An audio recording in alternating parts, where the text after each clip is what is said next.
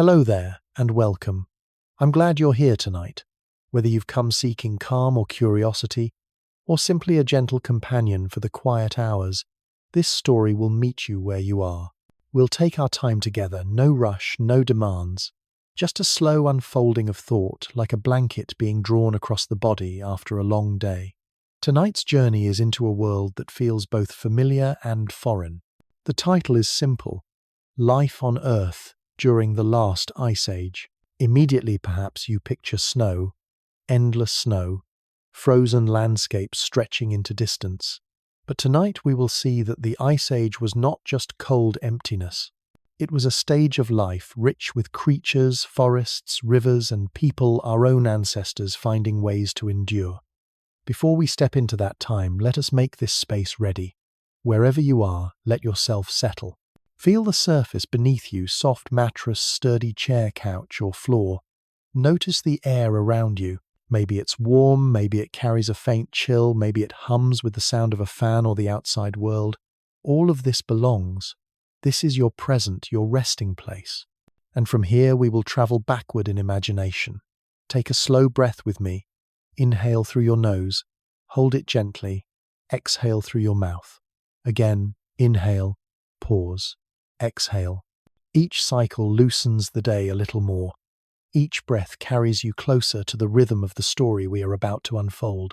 The last ice age, sometimes called the last glacial maximum, ended roughly 12,000 years ago. In terms of deep time, that is only yesterday. And yet the world then was astonishingly different. Vast sheets of ice kilometers thick, draped across continents. Sea levels far lower than today, exposing bridges of land that no longer exist. Herds of woolly mammoths, giant bison, and saber-toothed cats roaming the steppe. Humans living in caves, crafting tools, painting stories on stone walls by the light of flickering fires. But let's not hurry into details. Tonight is not a lecture. It is a walk slow and spacious into atmosphere. Imagine stepping outside your shelter on a glacial morning. The air is sharp and dry, almost metallic against your throat. Your breath curls upward in visible clouds. In the distance, a wall of ice looms, stretching farther than your eyes can see. And yet around you the land is not lifeless. Grasses ripple in the wind. Herds move slowly across the plain. A bird darts overhead, small and quick. Life persists. Life always persists. Pause again with me. Inhale, hold, exhale. Let the image deepen as your body softens.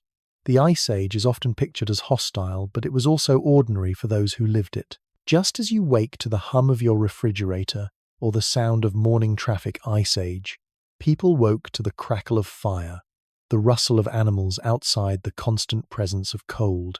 For them, it was not a glacial maximum.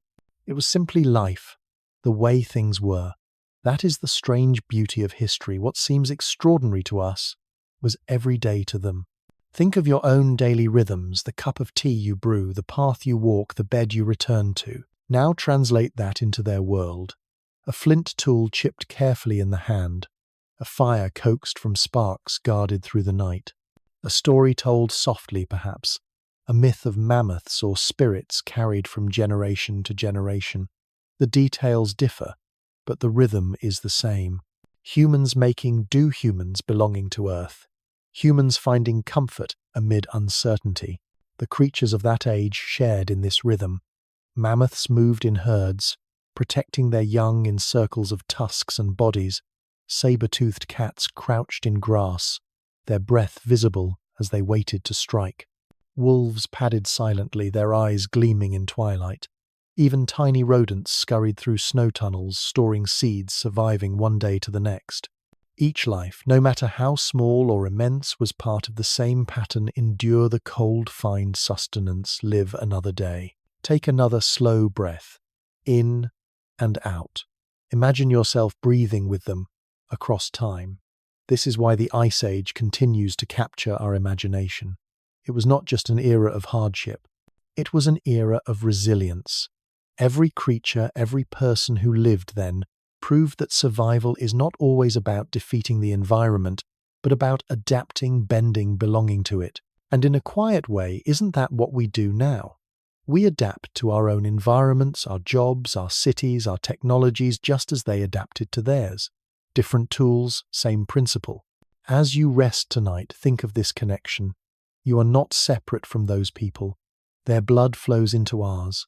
Their struggles, their creativity, their persistence gave rise to the life you live today. When you turn on a lamp, when you warm your hands, when you speak to a friend, you are continuing a line that began in caves and firesides during the Ice Age. You are their descendant carrying their resilience forward. Pause again, in and out. Now, as we prepare to move deeper into this story in the parts ahead, let the atmosphere linger. You are on the edge of the last Ice Age. The air is sharp, the land vast, the sky pale with drifting snow. Around you move mammoths and wolves, people and fire life in all its forms. It is not a wasteland. It is a world different, yes, but alive.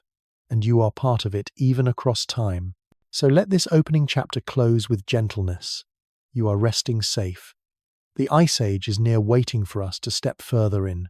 The winds are rising, the horizon gleams with ice, but for now, all you need is your breath, your body, your calm. One more deep inhale and slow exhale. This is where we begin. Every journey begins with a question. For us, the question is simple in wording, but immense in scope.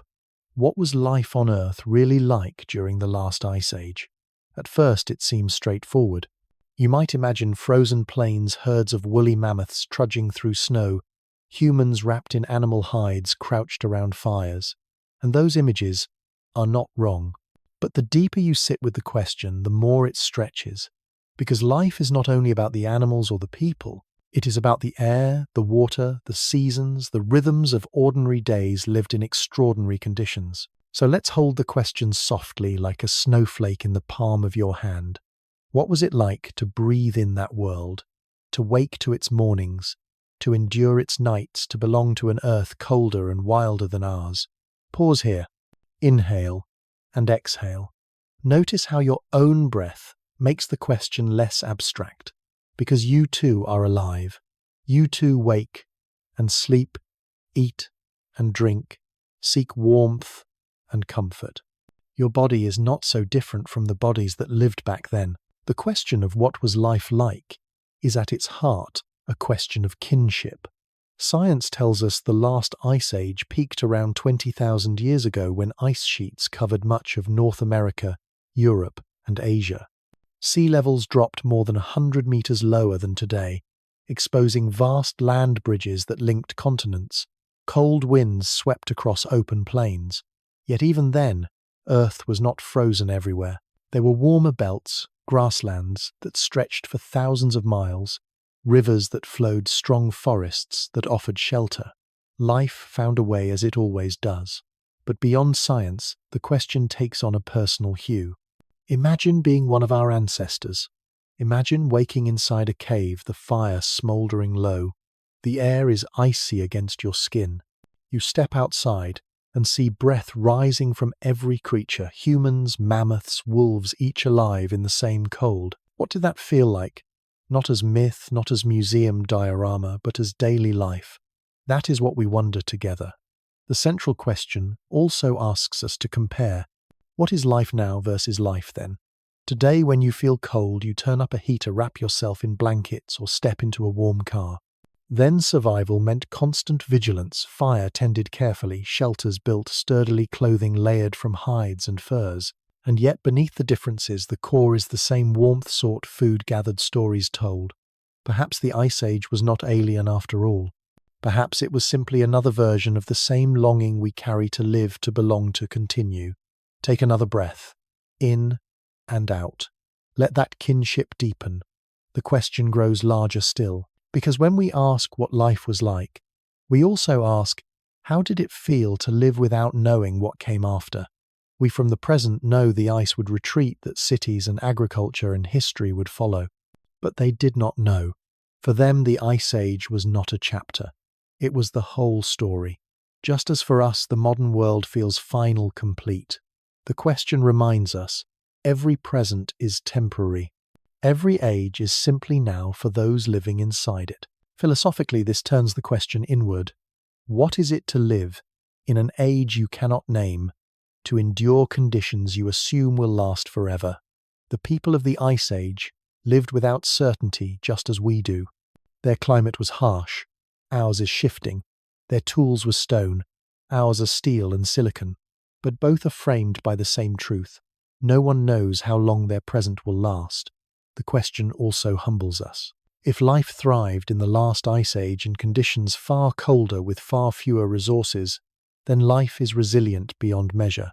We often think our comforts define survival, but the central question reveals otherwise. Survival is creativity. It is adaptation. It is a mother wrapping her child in furs. It is a hunter watching the horizon for signs of herds. It is a family carving stories on stone walls to remember who they are. Life was not easy, but it was lived fully with meaning. Pause again. Inhale and exhale. Notice how your own life, though modern, shares that rhythm of survival and meaning. You cook meals, tell stories, seek warmth, cherish connection. The details differ, but the essence is the same. What was life like during the last Ice Age? The answer is layered. It was brutal. Cold, yes. But it was also breathtaking beauty, sunlight glinting on endless snowfields, herds of reindeer moving like rivers, the northern lights dancing above ice. It was struggle, yes. But it was also resilience, creativity, and hope. And here is the gentle truth. Asking the question is more important than answering it, because the act of wondering stretches us. It makes us feel time's depth. It connects us to ancestors and animals we will never meet. It reminds us that life is not only ours, not only now. It has been many things before and will be many things after. So let us carry the central question with us as we move forward. What was life like? Not just for dinosaurs, not just for Ice Age people, but for every age, every creature, every moment of Earth's long unfolding. Each answer is incomplete, but each answer brings us closer to understanding what it means to live at all. Take one final breath in this part, in and out. Hold the question softly. Let it accompany you like a lantern in the dark, not to banish mystery, but to light your way gently. This is the heart of our journey. Before we travel further into the Ice Age, let's pause again not to talk about mammoths or glaciers, but to talk about you. Because the question of what was life like during the last Ice Age is not only about distant creatures or forgotten climates. It is also about how you connect to that world here, in this quiet moment. Where are you right now? Maybe you're lying in bed, your phone resting lightly in your hand, the screen glowing dimly in the dark. Maybe you're curled up on a couch, a blanket tucked around you, the hum of a heater, or the sigh of an air conditioner in the background. Or maybe you're on a train headphones, softening the world outside, seeking calm as the night unfolds around you. Wherever you are, take a breath. In and out. Let yourself notice the ordinary details of your setting, the softness of the fabric against your skin, the faint sound of your surroundings, the way your body rests against the surface that holds it. These are the small things that define your life. And here is the bridge people of the Ice Age. Also had small things. They had fires, flickering and fragile, that gave warmth and light. They had furs and hides, coarse against the skin but comforting in the cold. They had the sound of the wind across the steppe, the crack of ice in the night, the voices of family murmuring in the dark of a cave. Different textures, different sounds, but the same principal comfort built from what the world gave them. That is your personal connection. The details of survival change, but the feeling of being alive, of needing warmth, food company, is the same. When you wrap yourself in a blanket, you are not so different from someone long ago wrapping themselves in fur. When you listen to the hum of your room, you are not so different from someone listening to the whistle of the Ice Age wind. Pause here, inhale and exhale. Let that thought settle. Now consider your breath. Right now your lungs fill with air, then release it. The same air has circulated across Earth for millions of years. Molecules of oxygen, of nitrogen, of water vapor, always moving, always returning. Some of the breath you take tonight may once have brushed against the lungs of a mammoth, or drifted over the fur of a woolly rhinoceros, or swirled inside the cave of a human ancestor watching the same pale moon. Breath connects us. It is the simplest, most constant reminder that we are part of the same world across time. Think too of your stories. Tonight, you are listening to mine. Long ago, Ice Age people listened to each other. Around fires, they told myths of spirits, animals, ancestors. They painted on cave walls lines of ochre, images of bison mammoths and horses that still survive today. Why? To share, to connect, to leave a trace. You are doing the same in your own way, listening, reflecting, carrying story forward. So here is the gentle truth: you are not outside the Ice Age. You are connected to it through breath, through comfort, through story. The people of that time are not strangers. They are family so far back that the line blurs into myth but family all the same.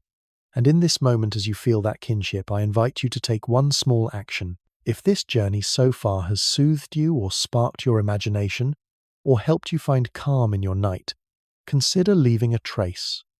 A like, a subscription, perhaps even a comment sharing which image stayed with you most strongly. This is not an obligation, not a task.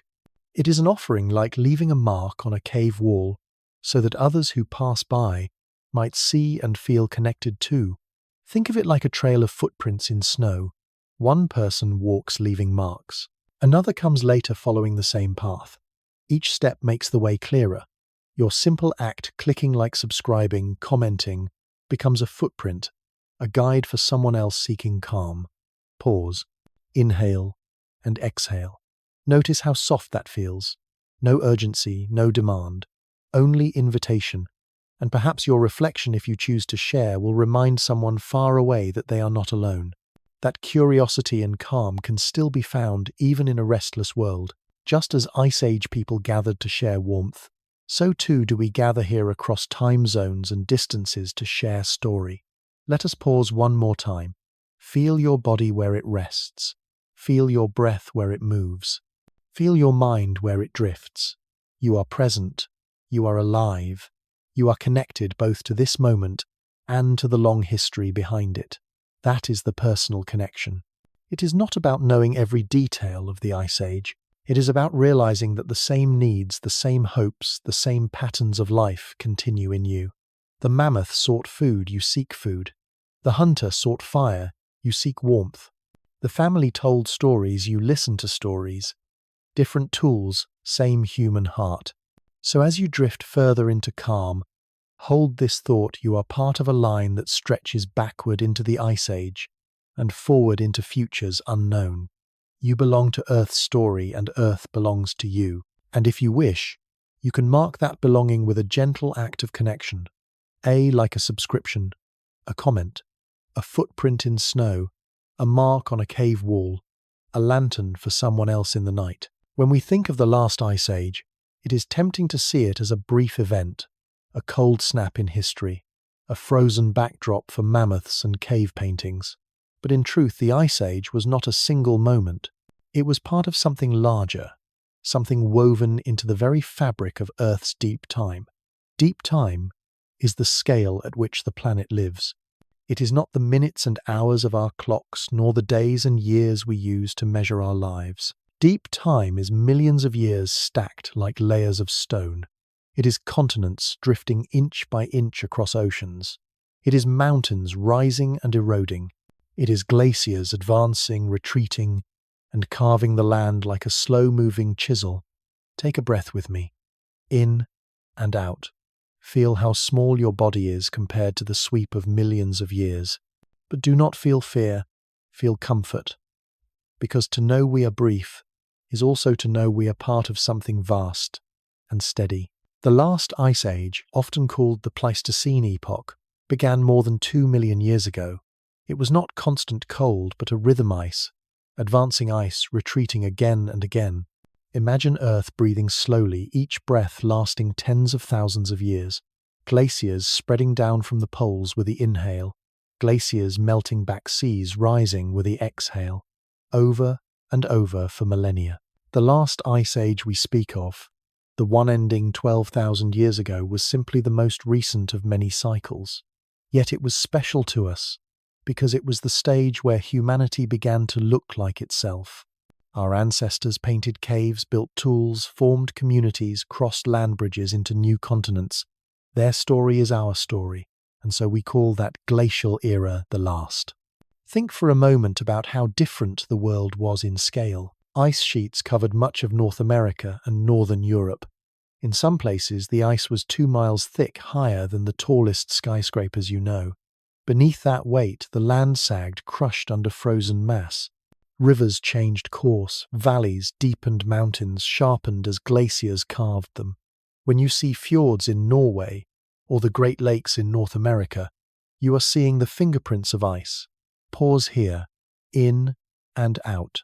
Notice how deep time leaves marks that remain visible today. You do not have to imagine all of it.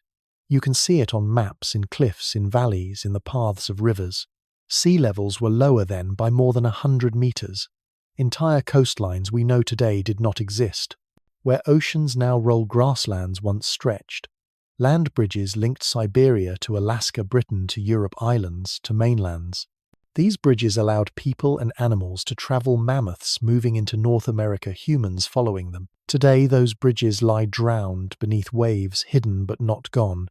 Deep time shows us that the Ice Age was not an isolated chapter, but part of Earth's breathing.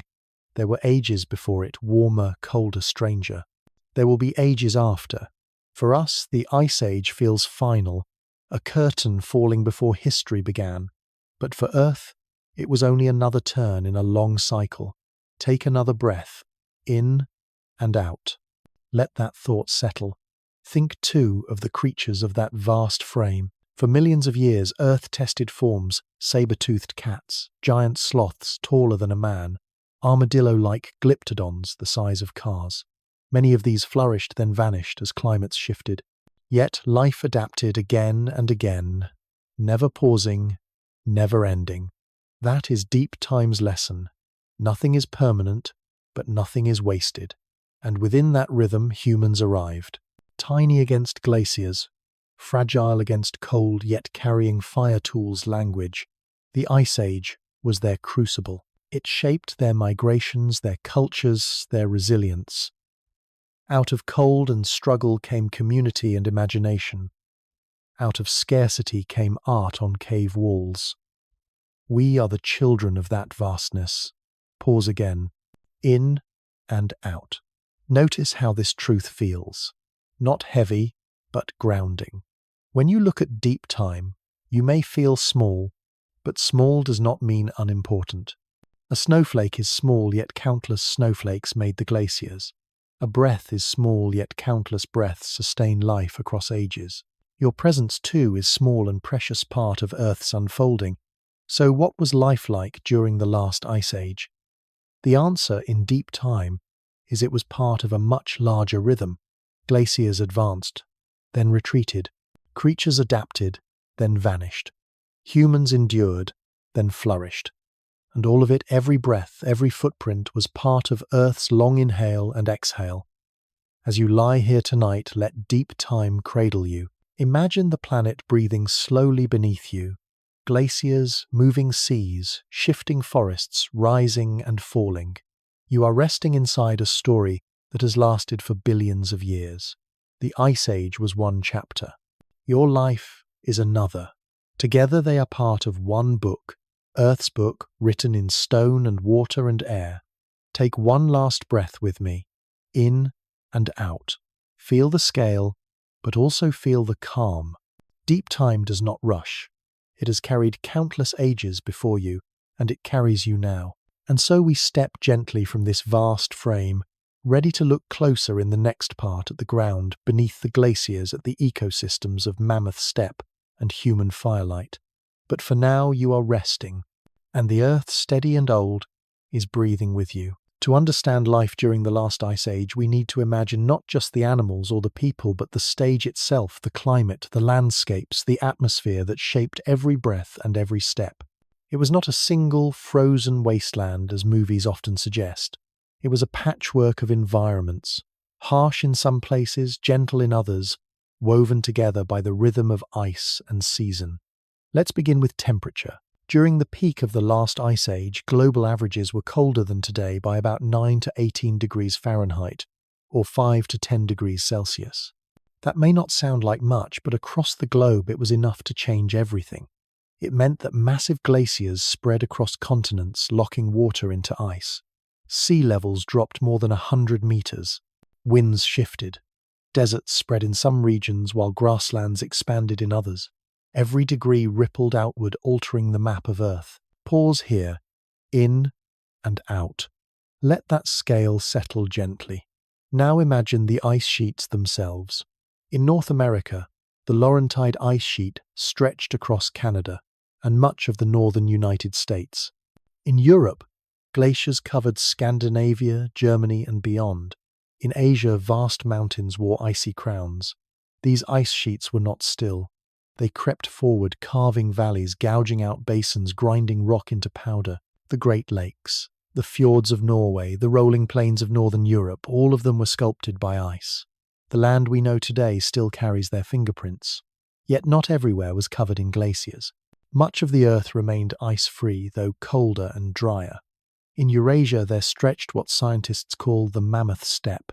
Imagine endless grasslands dotted with hardy shrubs stretching from Spain across Siberia and into Alaska. This was not lush forest, but a cold, dry savanna, vast enough to support herds of mammoths, bison horses, and reindeer. Where the glaciers ended, life flourished in surprising abundance. Picture yourself standing on that steppe. The horizon seems endless. The wind cuts cold, but the grasses ripple like an ocean, feeding countless animals. Herds move slowly, leaving trails across the snow-dusted ground. Wolves follow at a distance. Overhead, ravens circle, watching. It is stark, but not barren. It is alive. Other regions told different stories.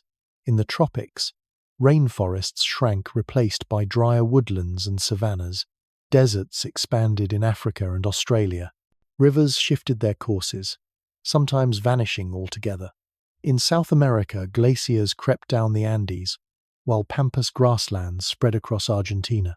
In short, every continent was reshaped not only by cold but by shifting rainfall, shifting winds, shifting seas. Take another breath. In and out. Imagine how each region felt its own flavor of ice age. And then there was the air itself. The atmosphere carried less carbon dioxide than today, which contributed to the colder climate. Winds were stronger, carrying dust across continents. If you stood on the mammoth steppe, the air might feel dry, gritty, filled with fine particles lifted from exposed soils. In other places near glaciers, the air was damp and heavy, chilled by melting ice. The very texture of breath was different depending on where you stood. We often think of the Ice Age as silence, but the landscapes were noisy in their own way. Ice cracked and thundered as glaciers moved. Rivers roared with meltwater in summer. Winds howled across plains with little to block them. Life itself added to the chorus, mammoths trumpeting, wolves, howling birds calling across endless skies. Now consider the seasons. Winters were long and bitter with snow covering much of the land. Summers, though short, could be surprisingly warm enough to melt ice green the grasses and swell rivers. For the creatures of the Ice Age, this rhythm of harsh winter and brief abundance was everything. It shaped migrations, breeding cycles, and survival strategies. For humans, it meant constant adaptation, gathering food in summer, storing it for winter, learning to read the signs of change. Pause here. In and out. Imagine the patience it took to live by such rhythms. The landscapes themselves were also more connected than today. With lower sea levels, land bridges appeared. The most famous is Beringia, connecting Siberia to Alaska. This wide, grassy plain allowed humans and animals to cross into the Americas. There were others too. Britain was joined to mainland Europe. Islands in Southeast Asia were fused together. Australia was linked to New Guinea. For a time, the world was larger and yet more connected. Let's not forget the glacier's power to shape memory. As ice carved valleys and left behind boulders, people must have wondered at the scale. Imagine our ancestors looking up at walls of ice stretching to the horizon, or watching glaciers carve into icy seas with thunderous crashes. Even without science, they knew these forces mattered. They told stories perhaps of spirits or gods moving mountains of ancestors who shaped rivers with their hands. These landscapes were not only physical, they were spiritual. And yet, for all its harshness, the Ice Age was not constant cruelty. There were pockets of warmth, oases where rivers flowed steady and forests sheltered life. Humans sought these places following water and game-building communities where conditions allowed. Life bent, but did not break. That is the quiet truth of the landscapes. They were not empty. They were full of resilience. Take another breath, in and out. Let the image of these landscapes linger. Glaciers grinding mountains, grasslands waving in cold wind, deserts stretching dry rivers, carving new paths, forests shrinking and growing with each shift of climate. This is the foundation. Before we talk of mammoths and people of hunts and fires, we must understand the stage. The Ice Age was not a single environment, but a tapestry of climates and landscapes, each shaping the lives of those who lived within them. It was not only cold, it was diverse, dynamic, alive. And as we step into the next part of our journey, remember this: the Earth you know today is a product of those landscapes. Your rivers, your valleys, your coastlines shaped by glaciers, your history shaped by land bridges. Your forests and fields descendants of Ice Age survivors. The stage may look different now, but the play continues. When we think of the last Ice Age, we often imagine it only as science, glaciers, mammoths, stone tools. But for thousands of years, humans living in that world told stories of their own. Those stories did not survive in books or libraries. They survived in whispers, in rituals, in paintings on cave walls. And long after the ice retreated, echoes of those myths continued, reshaped into legends we still tell today. Imagine a group of people gathered around a fire in a cave. Outside, the wind howls across a frozen plain. Inside, shadows dance on stone walls. A storyteller raises a hand pointing at the flickering images painted in ochre and charcoal: bison, horses, mammoths, lions. The story unfolds. Perhaps it is about a great hunt. Perhaps it is about the spirit of the mammoth, strong and generous, giving itself so the people might live. Perhaps it is about a sky filled with lights, the aurora seen as the dance of ancestors above the ice. These stories were not myths in the way we use the word now. For Ice Age people, they were truth, a way to explain the world and to live within it. When the environment is harsh, meaning is as important as food. A myth of a mammoth spirit might remind hunters to respect their prey. A story of ancestors in the sky might remind families that they are never alone. Pause here. In and out. Notice how story itself becomes survival. As centuries passed and cultures shifted, the Ice Age ended, but the bones remained. Fossils of mammoths, woolly rhinoceroses, and giant cave bears were found by later generations who did not remember the glacial world directly. To them, these bones were signs of monsters, dragons, and giants. Chinese traditions spoke of dragon bones ground into powder for medicine, many of them mammoth fossils. In Siberia, tusks of mammoths unearthed from frozen soil became sources of ivory, but also of legend creatures thought to live underground, dying when exposed to air. Even in medieval Europe, when peasants ploughed fields and uncovered massive bones, they sometimes believed they had found the remains of giants described in sacred texts. The Ice Age had faded, but its creatures lived on as symbols reshaped by imagination, and perhaps you can feel why. To stumble upon a bone taller than yourself, a tusk heavy enough to require many hands, is to be reminded of forces larger than life. Science gives us names: Mammuthus primigenius coelodonta, Antiquitatis. But myth gives us awe, shaping those bones into beings of story. Take another breath. In and out. Let yourself feel the connection between bone and tail fossil and myth.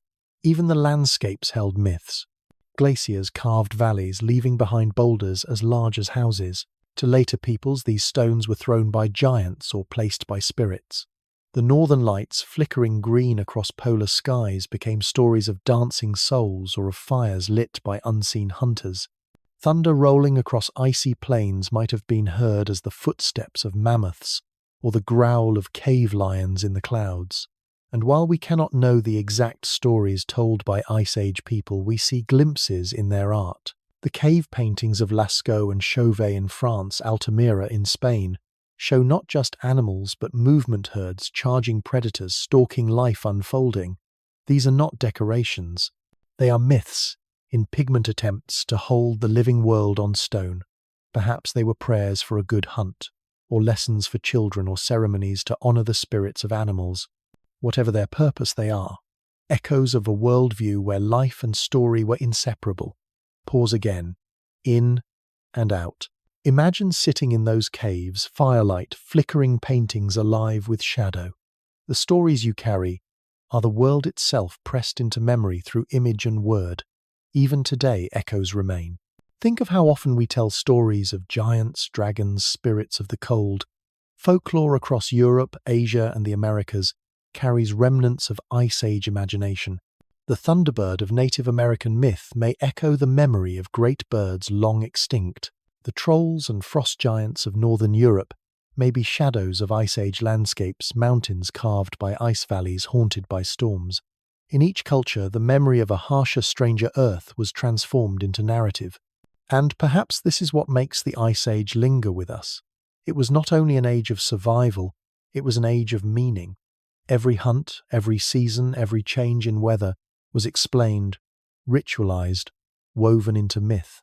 Without writing, memory was carried by voice and image generation after generation. That is why we still tell stories of giants and dragons today. They are descendants of the Ice Age myths that traveled forward even when glaciers melted away.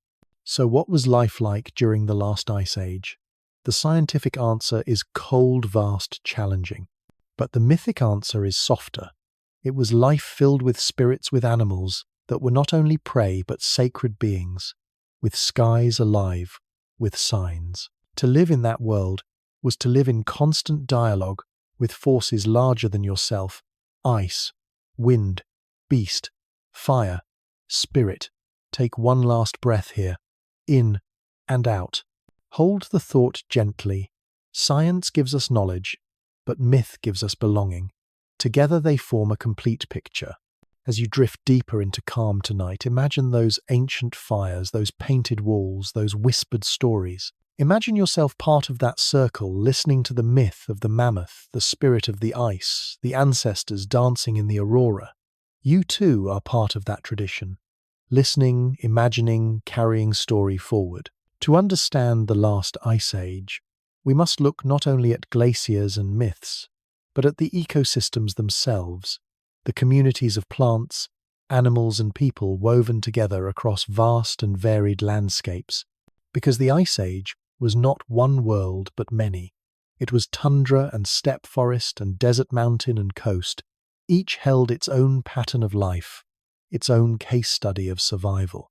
Let us begin with the mammoth steppe, the largest biome of its time, stretching from Western Europe across Siberia over Beringia and into North America. It was the most extensive ecosystem Earth has ever known. Imagine endless plains, windswept and dry, covered not with tall trees but with grasses, herbs and shrubs, hardy enough to survive long winters. Despite the cold, it was rich in biomass enough to feed herds upon herds. Here lived the iconic woolly mammoths, their long, shaggy coats insulating them against icy winds. They roamed in family groups, tusks sweeping snow aside to uncover grass. With them moved woolly rhinoceroses, reindeer steppe, bison, wild horses. Predators followed cave lions larger than modern lions, packs of dire wolves, heavier and stronger than the wolves we know today, and the saber-toothed cats with fangs like curved daggers. Overhead ravens and vultures circled, ever ready for leftovers. It was a harsh land, yet astonishingly abundant, a cold Serengeti stretching for thousands of miles. Pause here. In and out.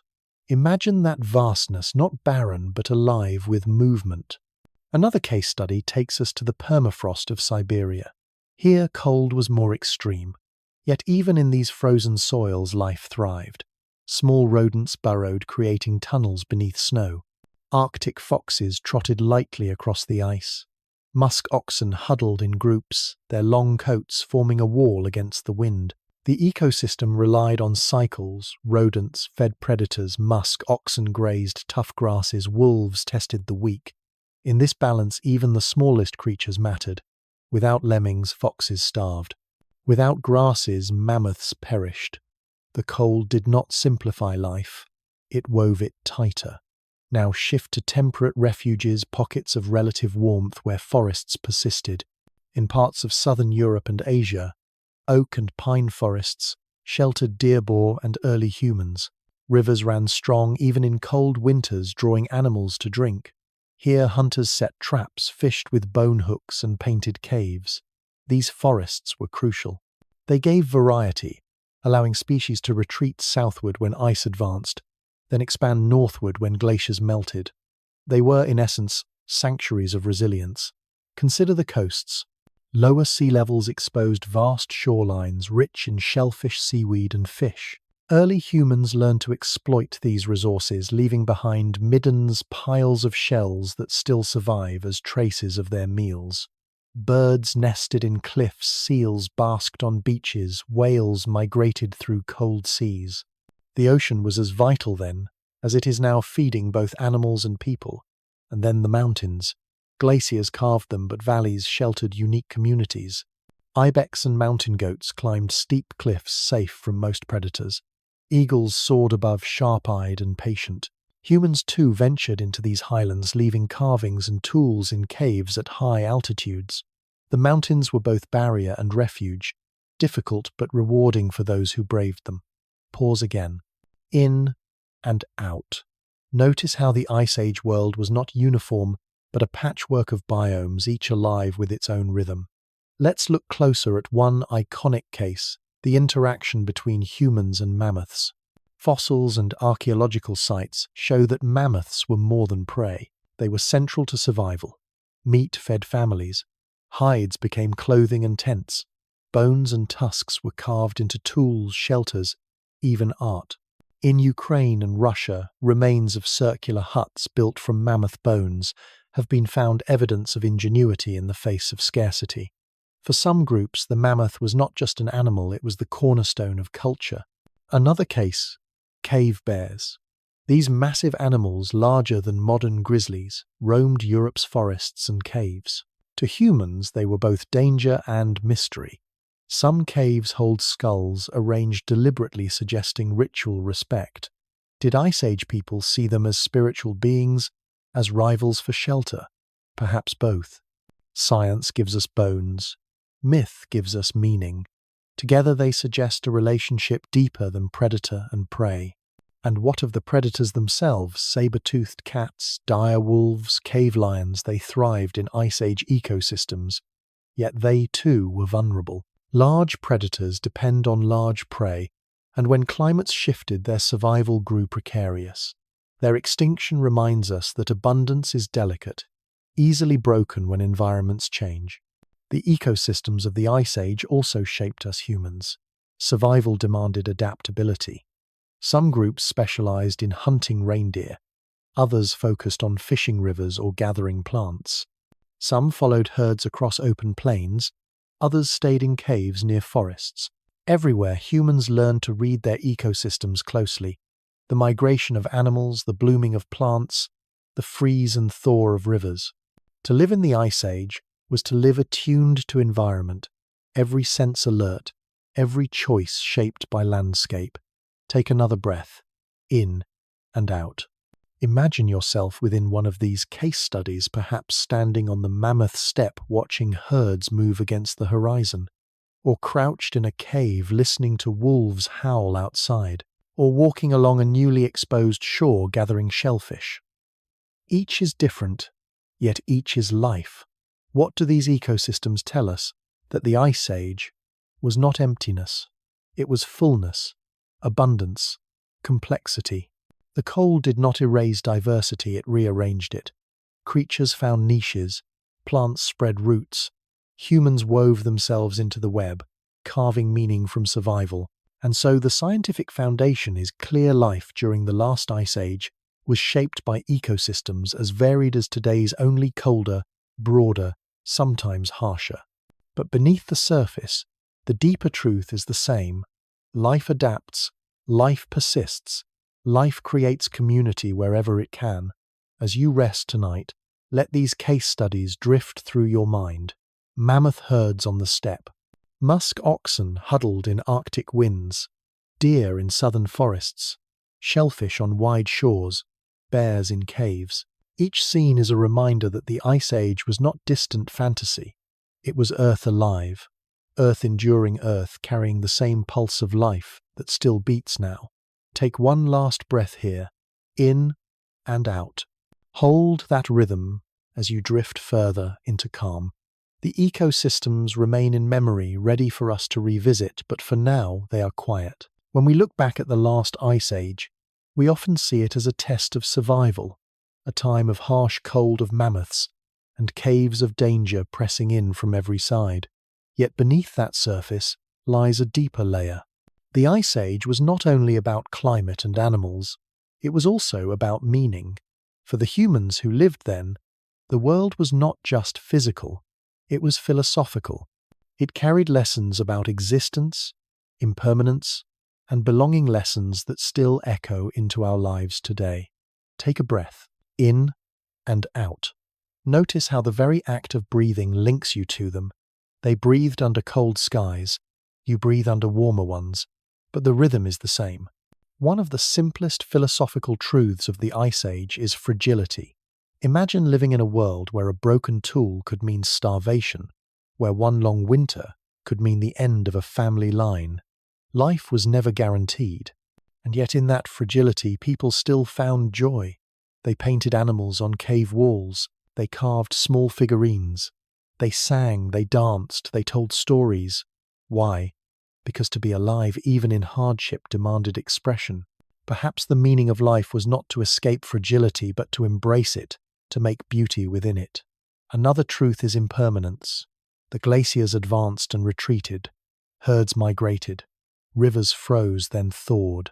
Everything shifted slowly but relentlessly. Our ancestors must have sensed this. Their world was proof that nothing lasts forever, not the warmth of summer, not the abundance of herds, not even the ice itself. In philosophy, impermanence is often seen as sorrowful, but in the Ice Age it may also have been grounding. If everything changes, then hardship too will pass. The coldest night gives way to dawn. The leanest season gives way to return. Impermanence can be comfort. Pause here, in and out. Let that thought soften you. The Ice Age also speaks to humility. Dinosaurs once ruled Earth for 160 million years. Mammoths and saber-toothed cats felt eternal in their time. But each age yields to the next. Humanity rose in the Ice Age, fragile, yet persistent. The lesson is clear. Dominance is never permanent. The Earth is larger than us, older than us, and will continue after us. To know this is not defeat. It is wisdom. It reminds us to live gently, to see ourselves as part of a vast story rather than its conclusion. And yet meaning is not only cosmic, it is intimate. Consider firelight. To sit around a fire with family and friends in a cave during the Ice Age must have felt like the center of the universe. Beyond the flames was darkness, cold, danger. Within the flames was warmth, food story. The meaning of life in that moment was not abstract. It was the comfort of company, the safety of belonging, the glow of shared breath. Is that so different from us now? Gathering in living rooms, sharing meals, telling stories across digital screens. The core has not changed. Philosophy also rises in the question of art. Why did Ice Age people paint animals so vividly, with movement, with depth? Perhaps it was ritual, a way of calling the hunt. Perhaps it was memory recording what they saw. Or perhaps it was philosophy, a way of asking, what is our relationship to these creatures? To paint a mammoth was to honor it, to acknowledge kinship. It was not just prey. It was a being with spirit, with meaning. Art became dialogue with the world. Take another breath. In and out. Imagine those painted walls glowing in firelight. Each line is a meditation, a reminder that humans have always sought meaning beyond survival. Even the stars carried philosophy. The Ice Age sky was the same sky you see now. Our ancestors may have looked at constellations, weaving them into myths, seeing hunters, animals, spirits above. To look at the stars in such a cold world was to be reminded of vastness, of continuity, of mystery. Perhaps the meaning of life was not only in the hunt or the fire, but in the awe of looking upward and knowing you are small yet connected. Another layer of meaning lies in community. To survive, the Ice Age alone was nearly impossible. People relied on each other for warmth, for food, for protection. Community was not optional, it was essential. And in that necessity they may have found philosophy that to be human is to be together. Today we sometimes imagine independence as strength. The Ice Age reminds us that true strength often lies in interdependence, in leaning on one another. Pause here. In and out. Feel how your own connections, friends, family, community, are echoes of that same truth. Finally, the Ice Age teaches us resilience. Life persisted not because it was easy, but because it adapted. Meaning perhaps is not in controlling the world, but in flowing with it. To bend without breaking. To create warmth in cold. To make story out of silence. To carry forward even when the odds seem long. So what was human meaning in the last Ice Age? It was fragility turned to art, impermanence turned to comfort, humility turned to wisdom, community turned to survival, resilience turned to hope. These are not lessons trapped in the past. They are lessons still alive. Take one last breath, in and out. Hold this softly. You are not separate from them. Their meaning is your meaning. Their breath is your breath. Their story flows into yours. And so, as we move forward in our journey, we carry philosophy not as an abstract concept, but as lived truth. The Ice Age was cold, yes, but it was also luminous with human meaning. We have spoken of glaciers and mammoths, of myths and philosophies, but sometimes to feel the Ice Age truly, we must bring it closer into our own bodies, our own senses, our own small memories of what it means to live on Earth. Because though the last Ice Age feels distant, pieces of it remain around us, waiting to be touched through reflection. Begin with cold itself. Think of the last time you stepped outside on a winter morning. The air sharp against your throat, the way your breath curled in clouds before your face, the sting in your fingers if gloves were forgotten.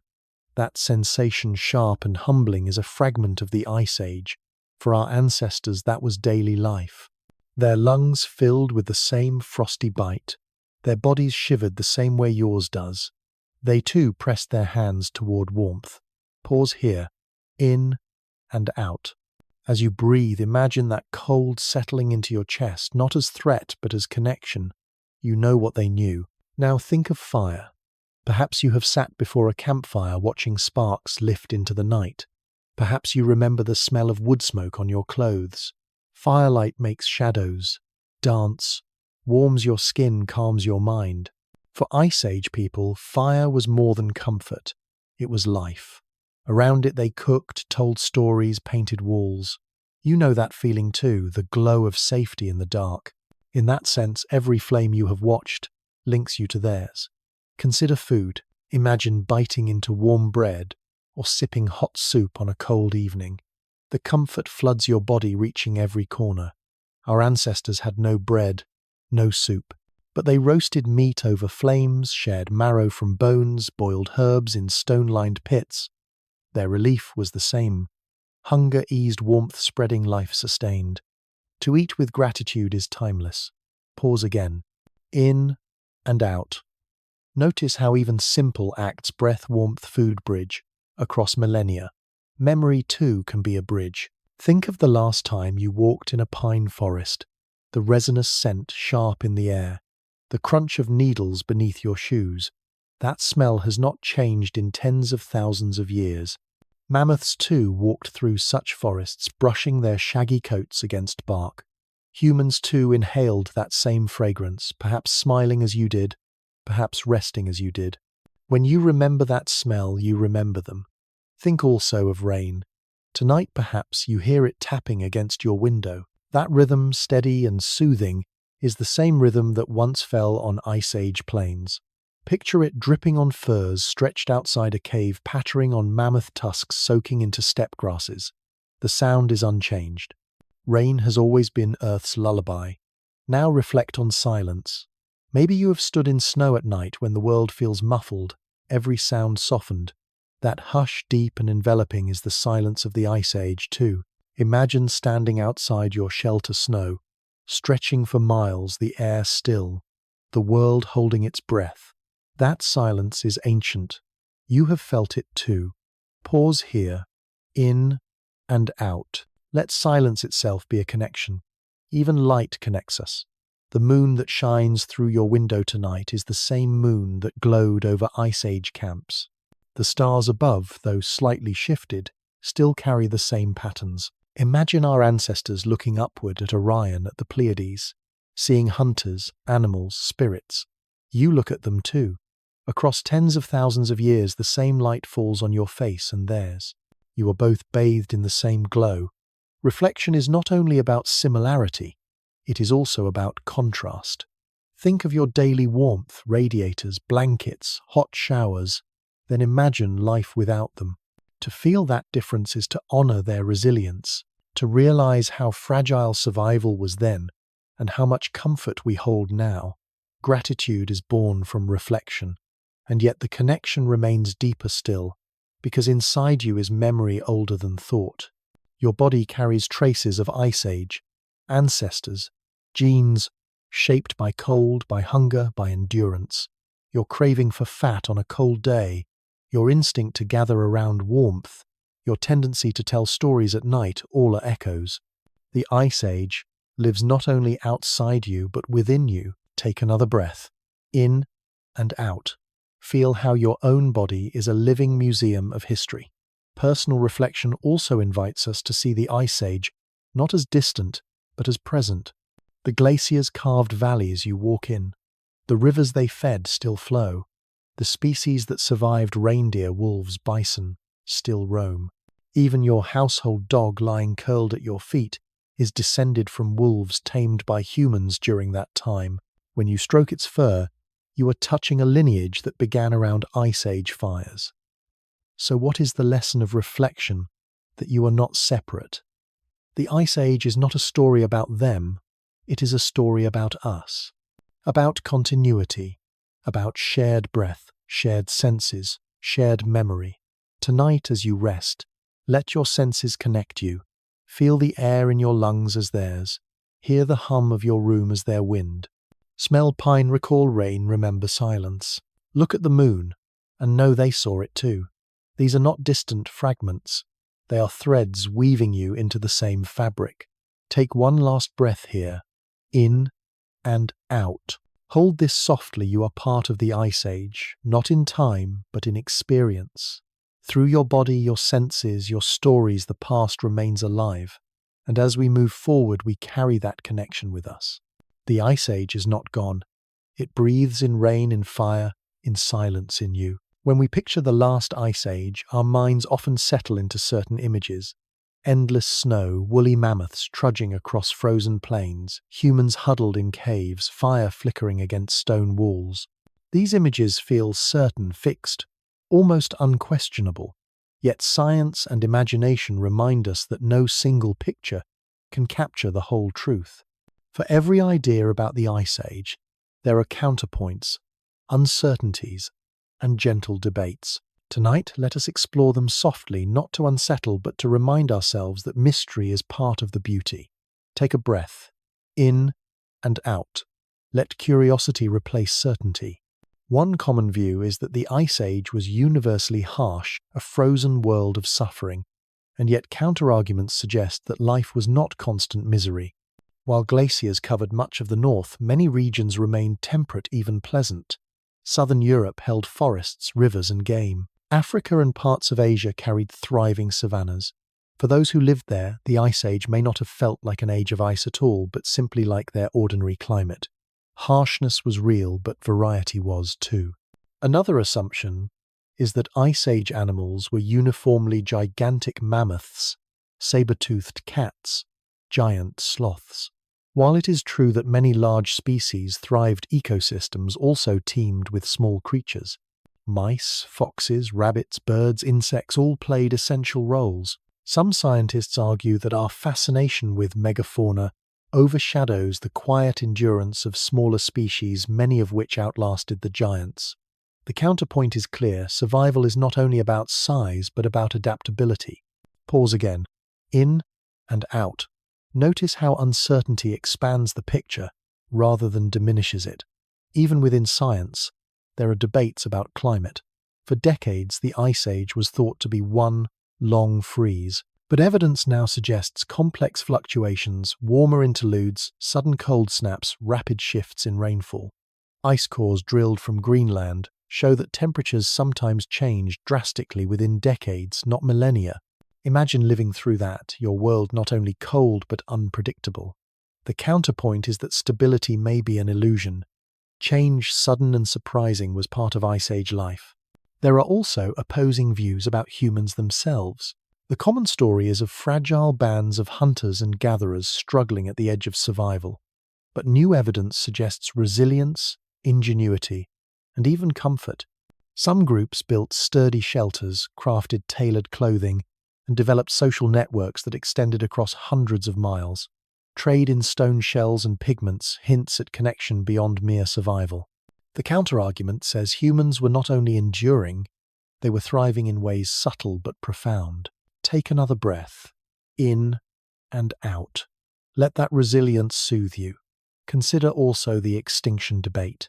Why did mammoths, saber-toothed cats, and other great creatures vanish at the end of the Ice Age? Some argue climate change alone drove them out as warming melted their steppe habitats. Others argue human hunting played a crucial role, tipping fragile populations into decline. Still others suggest disease, or a combination of forces. The truth may never be singular. The counterpoint here is humility. Extinction is complex, and we cannot always point to one cause. Even myths have counterviews. We imagine Ice Age art as ritual hunters painting bison to call success. But some scholars argue it was teaching a way to pass knowledge. Others see it as play, or as simple beauty for its own sake. The truth is, we do not know. The counterpoint is that meaning itself may be multiple, and that art can hold many layers at once. Pause once more. In and out. Let mystery feel gentle, not threatening. Opposing views also touch our imagination of daily life. Some portray Ice Age humans as constantly on the move, chasing herds. Yet archaeological sites suggest periods of stability. Seasonal camps return to year after year, long-term shelters built with care. Some families may have known a landscape intimately, passing down paths, rivers and caves through generations. The counterpoint is that life was not only restless, it could also be rooted. There are counterarguments about danger too. Saber-toothed cats and cave lions inspire fear, but humans may not have faced them daily. Some scholars argue that cooperation, tools and fire meant predators often kept their distance. The world was dangerous, yes, but perhaps less of a nightmare than we imagine. Danger was real, but so was safety, carved carefully out of skill and community. And then there is the view of the Ice Age as alien, wholly unlike our world. Yet the counterpoint is that it is still our Earth. Rain still fell, winds still blew, the moon still glowed, pine trees still smelled of resin rivers, still murmured, children still laughed. Life then was both strange and familiar. The counterpoint whispers, the Ice Age is not gone. It still lives in landscapes, in species, in us. Take another breath, in and out. Let the thought expand you. So why linger on opposing views? Because they remind us that the story of the Ice Age is not fixed. It is a living conversation carried forward by scientists, storytellers, and listeners like you. Each counterpoint is not an erasure, but an addition, making the picture richer. Mystery does not weaken the story. It strengthens it, leaving space for wonder. And perhaps this is the quietest counterpoint of all, that the question, what was life like during the last Ice Age, may never have one final answer. Each discovery, each debate, each perspective shifts it slightly, but maybe that is the gift. For as long as the question remains open, we remain curious, connected, humble. So let the counterarguments rest in your mind. like snowflakes, unique, delicate, fleeting. No single one covers the whole ground, but together they create a landscape of thought. Take one last breath, in and out. The Ice Age remains not as certainty, but as mystery. And mystery, too, can be beautiful. Close your eyes for a moment, if it feels comfortable, and let the present world fade. The hum of machines, the glow of lamps, the shapes of your room dissolve into mist. In their place rises another scene, the vast mammoth steppe 20,000 years ago on a winter night. The first thing you notice is the air. It is dry and sharp, carrying a cold that sinks straight into your lungs. Each breath leaves your mouth in a white cloud that drifts away on the wind. The land is open, endless rolling plains covered in frost grasses, brittle beneath a blanket of snow. Above the sky is immense, scattered with more stars than you have ever seen, a river of light stretching from horizon to horizon. In the distance, a sound breaks the silence, the low rumbling call of mammoths. You turn and see them silhouettes against the starlight. A herd moves slowly, massive bodies swaying, tusks gleaming pale. Their coats are shaggy, their breath rising in plumes. Calves walk close to mothers, guarded on all sides by the circle of adults. Each step presses deep into snow, a rhythm that has echoed for centuries. Pause here. In and out. Let yourself feel their presence. Gentle giants, patient, steady, carrying life across the frozen earth. Closer to you, smaller shapes dart in the dark. A pack of wolves moves low, their eyes glinting faintly. They do not attack the mammoths. They are too large, too dangerous. Instead, the wolves wait, hoping for weakness, for stragglers, for opportunity. Their paws make no sound on the snow, only trails of prints that vanish behind them. Their howls rise now and then, long and haunting, blending with the cold wind. Overhead, the northern lights flicker. Green curtains ripple across the sky, shimmering, twisting. To Ice Age humans, these must have felt like spirits dancing above the world. To you, they feel like a bridge, connecting heaven and earth, past and present. The silence of the steppe is no longer empty. It is alive with light. Now, picture a fire. Not far from where you stand, a small group of humans tends flames inside a ring of stones. The fire crackles warm against the cold sparks rising into the night. Around it, figures are wrapped in furs, their faces glowing orange in the light. One sharpens a spear of bone and stone. Another stirs meat cooking on embers. A child leans against a parent, listening as an elder speaks. You cannot hear the words, but you see the rhythm of the story, hands gesturing toward the sky, toward the mammoths, toward the dark. The story is part of survival, part of belonging. Pause again. In and out. Let the warmth of that fire touch you. You move closer and details sharpen. The hides they wear are stitched, carefully sewn with bone needles and sinew thread. Their shelters are simple but clever frames of wood covered with skins blocking the wind. Tools are scattered nearby, scrapers, awls, stone blades, each made by hand, each vital for life. These people are not fragile. They are resilient, resourceful, deeply attuned to their world. Listen. The elder's voice rises and falls. Children's eyes widen. Adults nod. Perhaps the story is about the hunt, or about the spirits of animals, or about ancestors who guide the living. Perhaps it is about the northern lights above, woven into meaning. For them, myth and fact are not separate. They are one language, one way of making sense of life. Beyond the firelight, darkness presses in. But it is not empty darkness. It carries the footsteps of wolves, the trumpets of mammoths, the whisper of grasses bending under frost. It carries the endless breath of the earth itself, exhaling through the plains.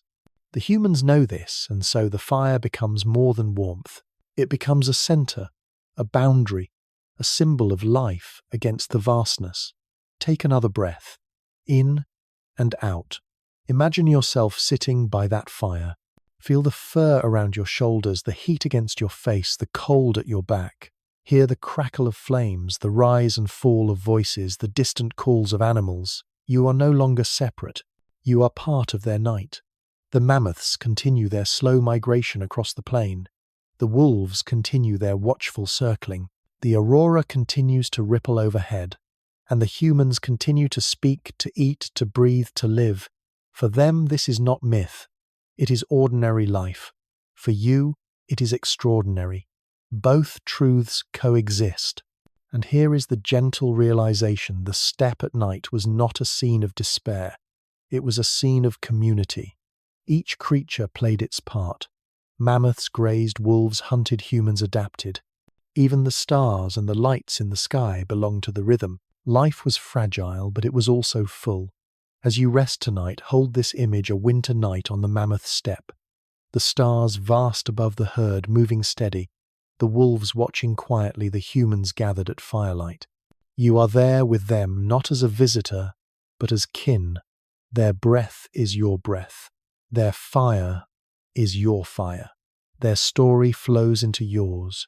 Take one last deep breath, in and out. Let the night of the Ice Age cradle you, calm and immense, as you drift deeper into rest. Sometimes when we try to hold the Ice Age in our minds, the details feel overwhelming. Temperatures, glaciers, migrations, extinctions, it can all become too heavy, too vast. That is when metaphor becomes a gift.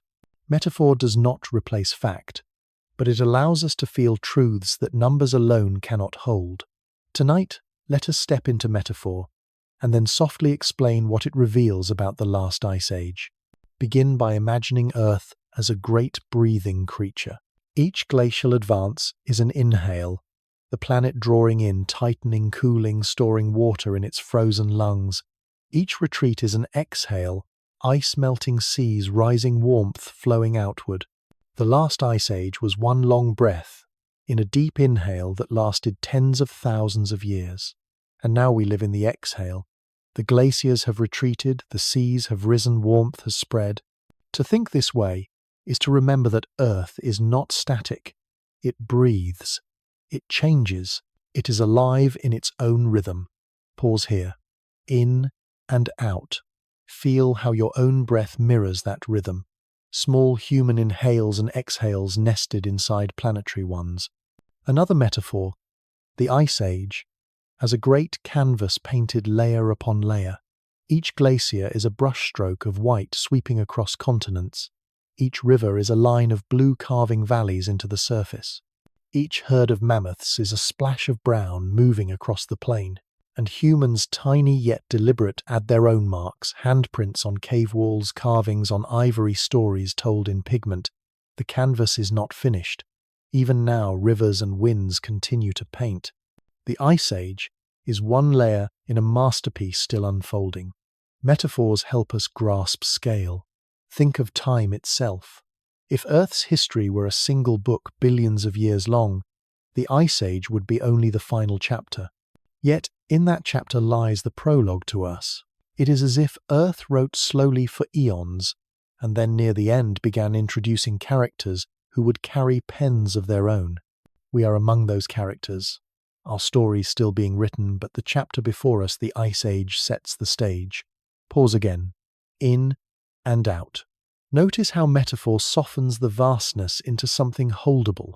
Another way, picture the Ice Age as a symphony. The deep bass is the rumble of glaciers grinding rock. The high strings are the calls of birds crossing frozen skies.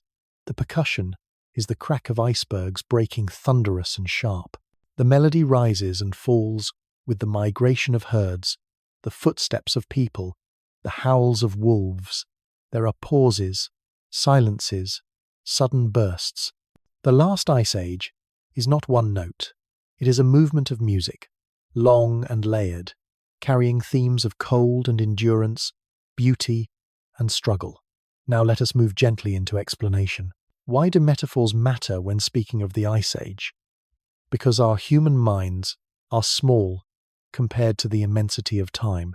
Numbers alone, 2,000,000 years ago, 2.5 million years of glaciation. Ice 2 miles thick slide away from us. But when we say the Earth breathed, we feel it. When we say the Ice Age was a canvas, we can picture it. Metaphors transform distance into intimacy. Think of our ancestors. They did not know about carbon dioxide or orbital cycles. They knew breath, they knew story, they knew rhythm. So they explained the world through metaphors of their own animals, as spirits, ice as gods, stars as ancestors. In a way, when we use metaphors today, we are returning to that same tradition, finding meaning through images, not only data. Pause once more. In and out. Let the thought feel soft, not heavy. Metaphor also reminds us of humility. To call Earth a breathing creature is to admit we do not control it. To call the Ice Age a symphony is to accept we are not the conductor, only listeners and participants. To call it a canvas is to realize our own marks are small yet still part of the painting. Each metaphor teaches us to stand in awe to recognize our place. But metaphors are not fantasy. They rest on explanation. Earth really does move in rhythms. Its climate shaped by cycles of orbit, tilt and wobble. Glaciers really do carve land like brushes painting valleys. Ecosystems really do create harmonies, each species a note in the music of life. So when we speak in images, we are not abandoning truth, we are giving it another voice. Consider again the metaphor of breath. Scientists know the Ice Age cycles were driven by Milankovitch cycles, changes in Earth's orbit and tilt that alter how sunlight strikes the planet. These cycles act like a slow inhale and exhale of climate. The metaphor of breathing captures this science in a way that the numbers alone cannot. Or think of the canvas. Geologists read landscapes like paintings, seeing in cliffs and valleys the strokes of ice, water and wind. Each layer of rock is a mark, each fossil a detail. The metaphor simply translates geology into language the heart can hold. Take another breath, in and out. Notice how explanation supports metaphor and metaphor supports explanation. The Ice Age invites both. It invites us to measure ice cores and carbon levels, but also to imagine breath music story. It invites us to calculate sea levels, but also to picture a canvas of glaciers painting valleys. It invites us to analyze fossils, but also to listen for notes in the symphony of life. And perhaps this is the deepest truth. Life is always more than data, always more than image. It is both. The last Ice Age was not only a set of numbers, it was a lived world full of creatures, full of meaning, full of rhythms we can still sense today. As you rest tonight, let these metaphors wrap around you. Imagine the earth breathing beneath you, slow and steady. Imagine a canvas stretching beyond horizons, painted with light and shadow. Imagine a symphony playing softly, glaciers and winds and animals, all part of the score. And imagine yourself within it, not as observer only, but as participant, a note, a brushstroke, a breath. One last breath. In and out. Hold the metaphors gently, let them soften the vastness. The Ice Age remains immense, but now it feels closer, warmer, woven into your own rhythm. Let us shift the scene once again. This time not night under auroras, but dawn breaking across the vast plains of the last Ice Age. Close your eyes if you wish, and let the present fade. Imagine yourself standing on a cold plain 20,000 years ago, as the first light of morning spills across the horizon. The air is sharp, tinged with frost. Each breath forms a cloud, drifting upward, then vanishing. The sky glows pale at first, then slowly brightens, streaked with soft pinks and oranges. The sun climbs low, its warmth faint but steady, like a promise rather than a gift. Shadows stretch long across the ground.